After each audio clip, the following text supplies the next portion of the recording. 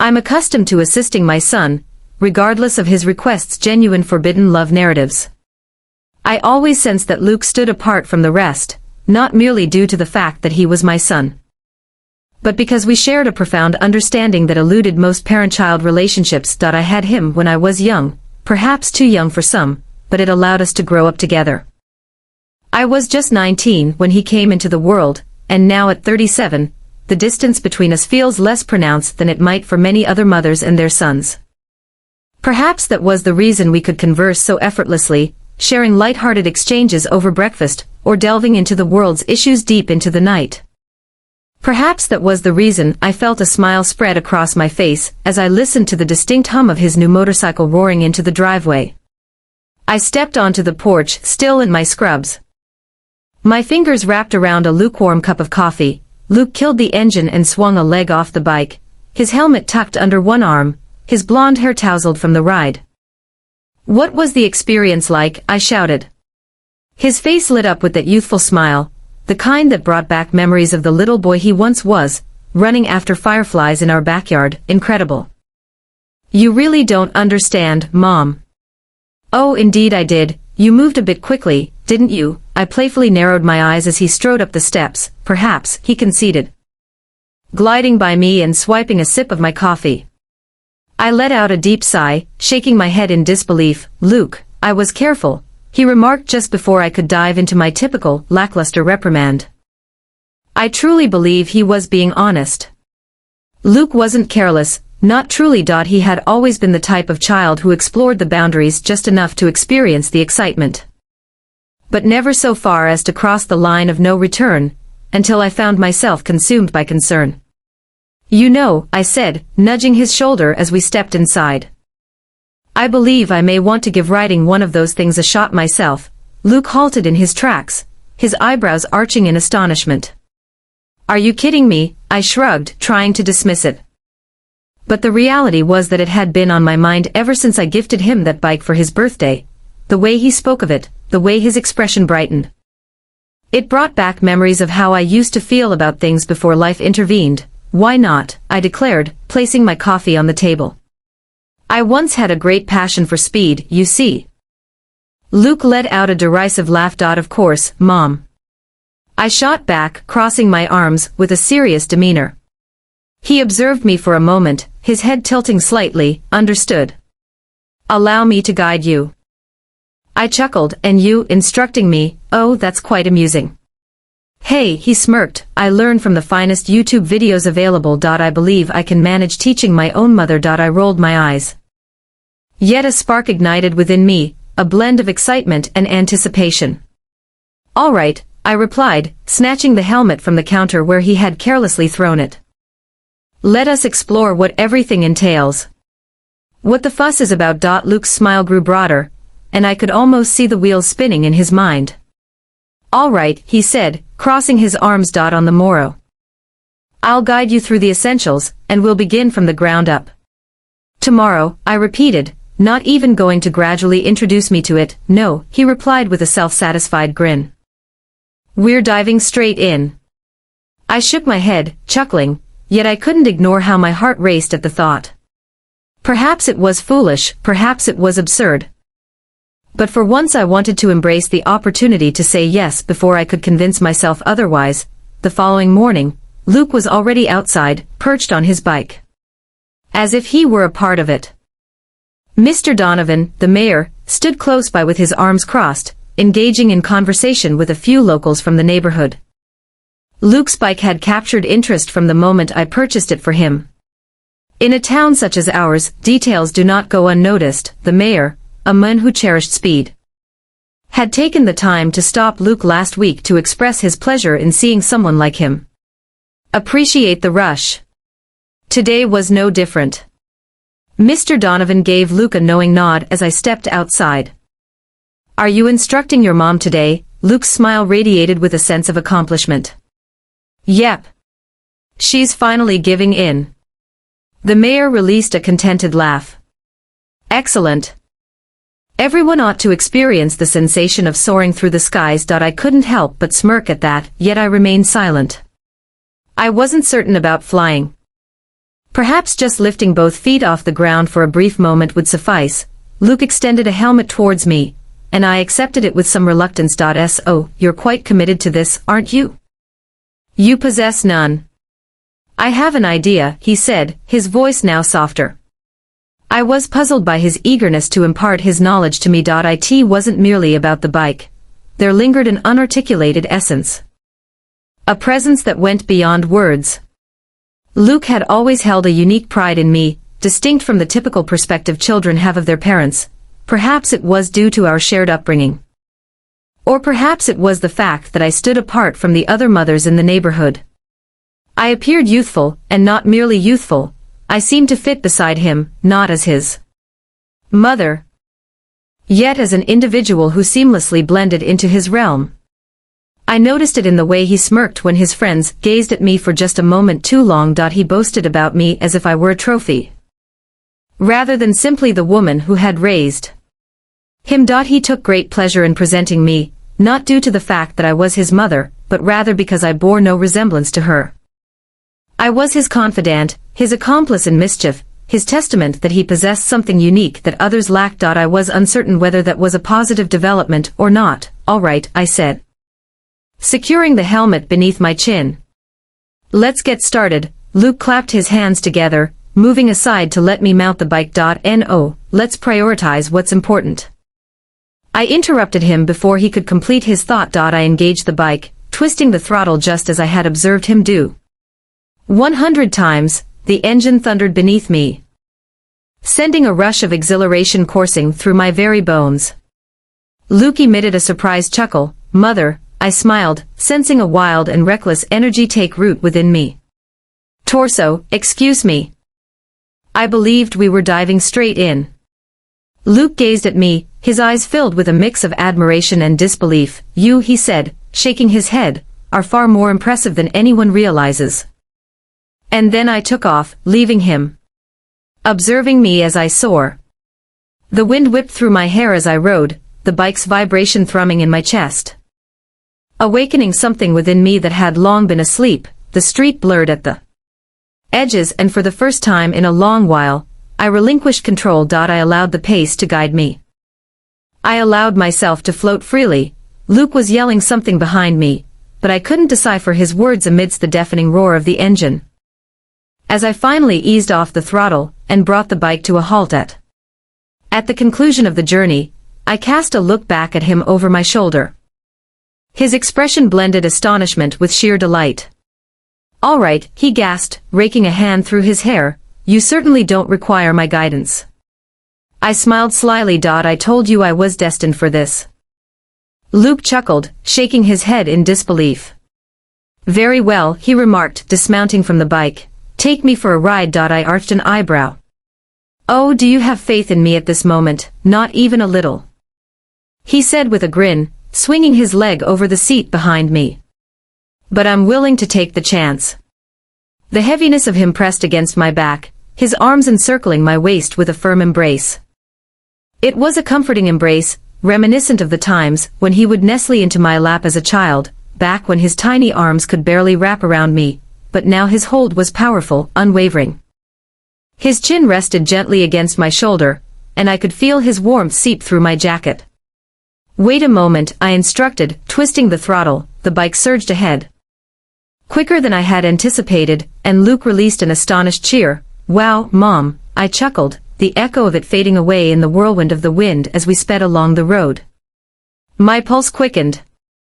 My heart pounded fiercely. I sensed Luke's breath brushing against my ear, felt his grip tighten each time I navigated a turn just a bit too sharply, yet neither of us suggested that the other should ease up. We absolutely adored it. As I brought the bike to a halt, we found ourselves panting, exhilarated by the velocity, the liberation, and the pure audacity of the moment. Luke dismounted, his head shaking in disbelief. You're joining me at the biker meet next weekend, Mom, he announced. I chuckled, pushing my helmet aside and letting my hair fall free. Absolutely.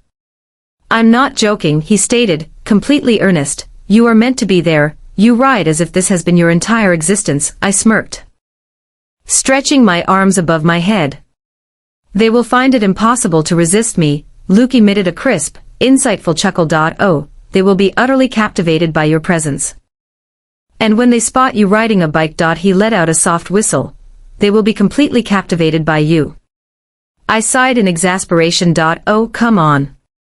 You just don't understand, Mom, he said, shaking his head. You really don't resemble a typical mom in any way. You appear to be one of us, someone you'd spot on the back of a Harley, striding into a bar as if she owns the joint.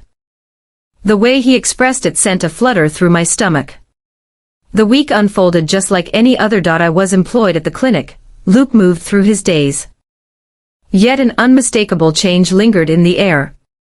Something tiny, something almost imperceptible, yet I saw it. Luke began to kiss me with greater frequency. In a manner that leaves no room for doubt. It was pure. A swift peck on my cheek before departing. A gentle touch of his lips on my forehead while I sat on the couch, lost in my book. A soft, lingering touch of his lips against the nape of my neck while I stood at the sink, immersed in the task of washing dishes. At first, I believed I was just conjuring it up in my mind. I was overanalyzing everything. But then I began to sense it as well. There was an intensity between us, a palpable energy, something that lingered in silence. His gaze held onto me longer than it ever had before. The way his hands would linger on my shoulders, his fingers pressing just a bit deeper than needed. The way my breath caught when he leaned in too close. I reassured myself that it was insignificant. I was envisioning it, yet, beneath it all, I was aware, something was shifting.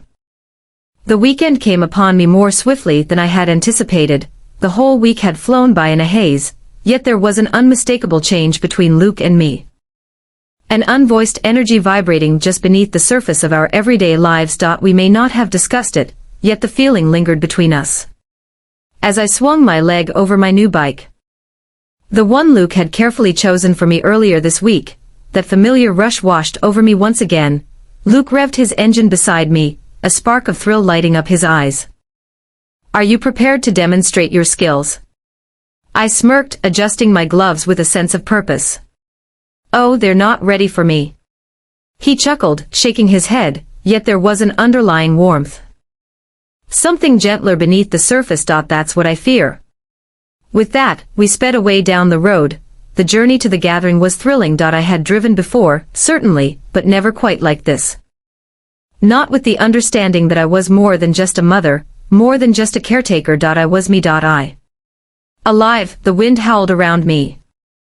The atmosphere was infused with the scent of fuel, leather, and the subtle remnants of beer and cigarettes. Groups of individuals gathered, propped against their bicycles. Their laughter ringing out as they exchanged tales of previous journeys and close calls. As soon as we stepped in, every gaze was fixed on us. Or rather, toward me. I could sense the intensity of their stares as I swung my leg off the bike, removed my helmet, and let my hair fall freely. I had dressed for the occasion, dark jeans, a fitted leather jacket, and boots that clicked softly against the pavement. Luke beamed, obviously relishing each moment of it. Hey, Luke, who's that girl? One of the guys called out, stepping forward with a confident smirk. Luke draped an arm around my shoulders with an easy nonchalance. This, he smiled with a hint of mischief, this is Mary. The men nodded in agreement. Wonderful. I had no idea you were seeing someone. Dude. Before I could even correct him, I sensed Luke's tension beside me, just for a fleeting moment, just enough for me to take notice. With a light-hearted laugh, he remarked, I'm flattered. The group erupted in laughter, and I managed to join in, though a knot twisted in my stomach. I ought to have made the necessary corrections. I ought to have brushed it off properly. Made my stance clear, however, I refrained, as the thought of being perceived in this way, of being desired and admired, sent a rush of excitement through me that I wasn't prepared to acknowledge. We passed the next few hours at the meet, sipping soda from glass bottles, absorbing tales of cross-country rides, and appreciating each other's bikes. The more Luke brought me into his circle, the greater their surprise became. This is your mom, one guy exclaimed, his eyes wide with surprise. Luke simply smiled. Indeed, absolutely not. No way, another guy muttered, shaking his head. Hey. She's way more impressive than you, Luke chuckled. Share with me a piece of information that is unfamiliar to me. I nudged his shoulder with a playful shove, yet his arm remained around me. Lingering a touch longer than necessary. As the night progressed, the remarks flowed in, playful yet unyielding. You both could easily be mistaken for a couple. Wow, Luke, you really hit the jackpot. If I had someone like that, I will always keep her in my view. Are you certain that she's truly your mother? The jokes were innocent enough, yet with each passing moment, my stomach tightened just a bit more. As we settled into the well-loved leather couch by the bonfire, Luke leaned in, his voice a soft whisper meant only for me. What if we simply imagine? I glanced at him, taken aback. What is happening? Just for tonight, he said, his eyes sparkling with mischief. They already believe it. Let's have some fun with them. I ought to have declined. I ought to have turned it off, yet, I discovered a smile creeping onto my face. Very well, simply for enjoyment, and so we continued to engage.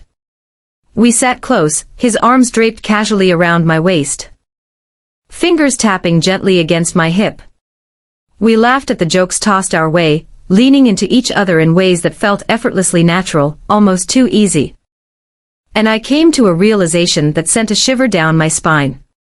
I enjoyed it. I cherished the warmth of him beside me, the way his laughter resonated from his chest. And the way he gazed at me, not as his mother, not as the one who had nurtured him, but as someone he truly admired. As a person he desired to be in the company of. It was innocent, merely a game. Simply a jest. That's what I reminded myself. The night had settled into a cool embrace by the time we departed the meet, the road stretching out dark and desolate. Just us and the soft hum of our engines. Luke remained notably silent as we arrived in the driveway, dismounted from my bike, and stretched out. That was enjoyable, I remarked casually. Unzipping my jacket, initially, Luke remained silent. He was gazing at me, his expression a complete mystery. Suddenly, he lifted me effortlessly into his embrace. Luke!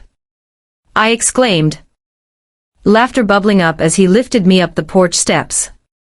You're weary, he remarked plainly. It seems you've experienced quite a lengthy day. I let out a soft laugh, my eyes drifting upwards in amusement. I can walk, you know. Sure, but what's the excitement in that? He transported me all the way up to my sleeping quarters, placing me gently on the bed as if I were weightless. Are you satisfied now? I playfully provoked. Luke simply smiled as he took a seat next to me. Not at this moment. I lifted an eyebrow. Ah. You need to take it easy, he murmured, his tone softening. You consistently prioritize the needs of others. Allow me to look after you. I lacked the resolve to engage in a debate, allowing myself to melt into the comforting embrace of his touch. Before I even realized what I was doing, I turned my head, just slightly, just enough that when my eyes opened, all was quiet. Then, without a second thought, I leaned in. Luke cradled my face in his hands, his thumb softly brushing against my cheek. His breath lingered, warm and inviting against my lips. But just as I was about to pull away, before I could fully grasp what was unfolding, he kissed me. It was resolute. It was certain. It was profound, deliberate, all-encompassing. As he withdrew, his voice came out as little more than a whisper. I have a fondness for you, he whispered, his brow leaning against me, not as a parent. The words reverberated within me, penetrating deep to my core. The burden of a culmination that had been accumulating for far too long. Something neither of us was prepared to acknowledge. And I realized that nothing would ever return to how it once was. Once a line has been crossed, there's no turning back. And thus, it continued to unfold. A lingering caress. A look that carried an overwhelming significance, embrace, uncertain at the beginning, then unavoidable. Neither of them uttered a word about it, yet neither could halt its progression. Perhaps there would be judgment if the truth were revealed. Perhaps individuals would murmur. Perhaps this was the truest love of all. Perhaps it wasn't incorrect. Perhaps it was merely them. And perhaps, just perhaps, only time would reveal the truth.